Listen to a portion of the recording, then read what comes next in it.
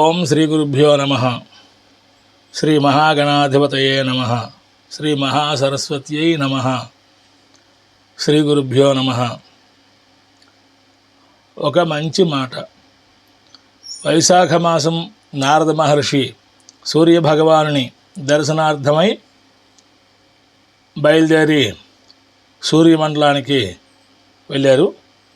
వెళ్ళి అక్కడ సూర్యభగవానుని ఆరోగ్యం భాస్కరాదిచ్చేత్ సూర్య ఆత్మ జగత సత్సుషశ్చ, ఏ భగవాన్, నీ వల్ల అందరికీ ఆరోగ్యం అనేది లభిస్తున్నది.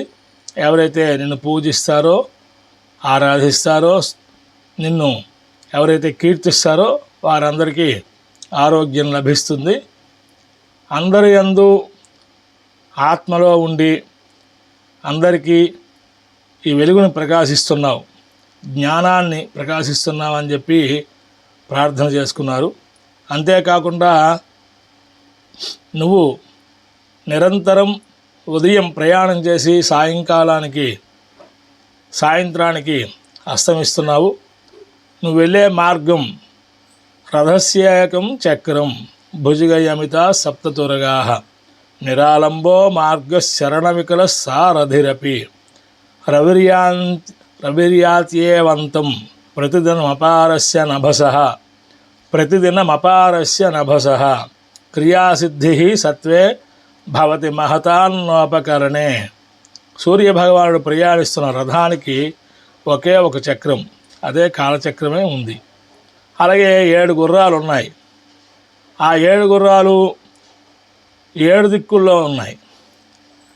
వాటిని కల్లేలు అంటారు. పాములు కల్లేలుగా పగ్గాలుగా కట్టబడి ఉన్నాయి. ప్రయాణించే మార్గానికి ఎటువంటి ఆధారం లేదు. ఆకాశమే ఆధారం, ఆకాశంలోనే ప్రయాణం. పోనీ నడిపేవాడు మంచివాడు, ఆ సారథి అంటే ఆయనకి 2 కాళ్ళు లేవు, 2 పాదాలు లేనివాడు, వికలాంగుడు, దివ్యాంగుడు, అనూరుడు అనేవాడు. ఇన్ని ప్రతికూలతలు ఉన్నప్పటికీ సూర్యభగవానుడు ప్రతిరోజు అపారమైన ఆకాశంలో తన ప్రయాణాన్ని సాగిస్తూనే ఉన్నాడు. గొప్పవారు సాధించే కార్యసిద్ధి వారిలోని సత్వబలం, ఆత్మబలం, సంకల్పం మీద ఆధారపడి ఉంటుంది అని ధ్యానం చేసుకుంటూ ఆ సూర్యభగవాన్ని ప్రార్థన చేశారు. కానీ అక్కడ ఏం జరిగిందయ్యా అంటే, సూర్యుని యొక్క భార్యలు ఉషాదేవి, పద్మినీదేవి, ఛాయాదేవి, సంజ్ఞాదేవి ఆ వేడిని తట్టుకోలేక విపరీతమైనటువంటి ఆపసోపాలు పడుతున్నారు. నారద మహర్షి ఆ వేడిని తట్టుకోలేక శ్రీమన్నారాయణ అని గట్టిగా అరిచాడు. వెంటనే నమస్కారం చేసుకుని సూర్యభగవాన్, ఏ సూర్యదేవా, పూర్వం ఉషాదేవి నీ వేడిని తట్టుకోలేదని చెప్పి విశ్వకర్మ ఏం చేశాడయ్యా అంటే, నీ శక్తిని అరగదీసి ఆ రజనుతో విష్ణుమూర్తి వారి సుదర్శన చక్రాన్ని, పరమేశ్వరుడి త్రిశూలాన్ని తయారు చేసి ఇచ్చారు. తగ్గించారు నీ వేడిని. అంత వేడి లేదు.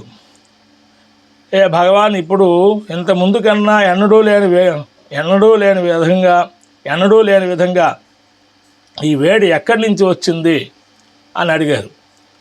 అప్పుడు సూర్యనారాయణ స్వామి వారు చెప్పారు, మహర్షి, భూలోకంలో అనేకమైన వాహనాల వల్ల వచ్చిన కాలుష్యం, ఫ్యాక్టరీ వల్ల వచ్చినటువంటి కాలుష్యాలు, ఇవన్నీ దట్టంగా పర్వతమంతా దళసరిగా తయారయ్యి, పొరగా తయారయ్యి, నేను ప్రసరింపచేసిన కాంతిని తిరిగి అంతటా రిప్లై చేస్తున్నాయి.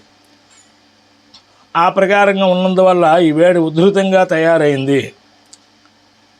నా భార్యలు ఈ వేడిని తట్టుకోలేకపోతున్నారు. ఇక మానవులు తట్టుకోవడం మరీ కష్టంగా ఉంటుంది అని చెప్పి బాధపడ్డాడు.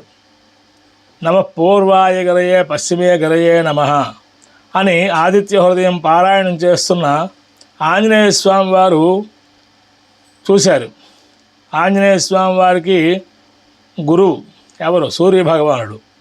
ఆయన యొక్క పత్నులకి కలిగినటువంటి ఈ కష్టాన్ని చూసి నారద మహర్షికి కూడా వచ్చినటువంటి కష్టాన్ని చూసి భరించలేకపోయాడు. వెంటనే ఏంటయ్యా అంటే ఆనో నియద్భి శతినీభిరధ్వరగం సహస్రణీభిరుపయా యజ్ఞం వాయో అస్మిన్ హవిషమాదయస్వ యూయం పాత స్వస్తిభి సదానః అని తన తండ్రి అయినటువంటి వాయుదేవుని ప్రార్థించారు. వాయుదేవుడు ప్రత్యక్షమయ్యి ఆంజనేయ స్వామి ఉద్దేశ్యాన్ని వెంటనే ఆయన తెలుసుకున్నారు. తెలుసుకొని ఎక్కువగా ఈ గాలి రావడం ద్వారా అనేక తుఫాను రూపంలోని హుదుద్దు మొదలైన తుఫాను రూపంలోని ఆ కాలుష్యాన్ని అంతటిని కూడా చెదరగొట్టారు. అక్కడితోని మేఘాలన్నీ చల్లా చెదరయ్యాయి. ఈ దళసరిగా ఉన్నటువంటి కాలుష్యం ఏదైతే ఉందో పొరగా కట్టిన కాలుష్యం కూడా కొంత తొలగింది. దానివల్ల అక్కడ సూర్యమండలంలో వేడి తగ్గడమే కాకుండా మన భూలోకంలో కూడా వేడి తగ్గింది. అందరూ కలిపి ఆ సూర్య భగవాన్ నమస్కారం చేసుకున్నారు. అలాగే నారద మహర్షి వారికి, ఆంజనేయ స్వామి వారికి, అలాగే వాయుదేవుడి మరీ అందరూ కూడా దండం పెట్టుకున్నారు. ఈ ప్రకారంగా జరిగింది. ఇదంతా ఏమిటయ్యా అంటే కల్పించబడి వ్రాసినటువంటి కథ. ఎవరు ఇది విని మనసులో పెట్టుకోకండి, బాధపడకండి. నాదో చిన్న మనవి, అవసరమైన విషయాల్లో అవసరమైన సమయాల్లో వాహనాలు అనేవి ఉపయోగించాలి. అనవసరంగా ఉపయోగించి ఈ వాతావరణాన్ని, కాలుష్యాన్ని పెంచడానికి ప్రయత్నం చేయకూడదు. మన వంతుగా మనం కాలుష్యాన్ని తగ్గించడం కోసం ప్రయత్నం చేయాలి.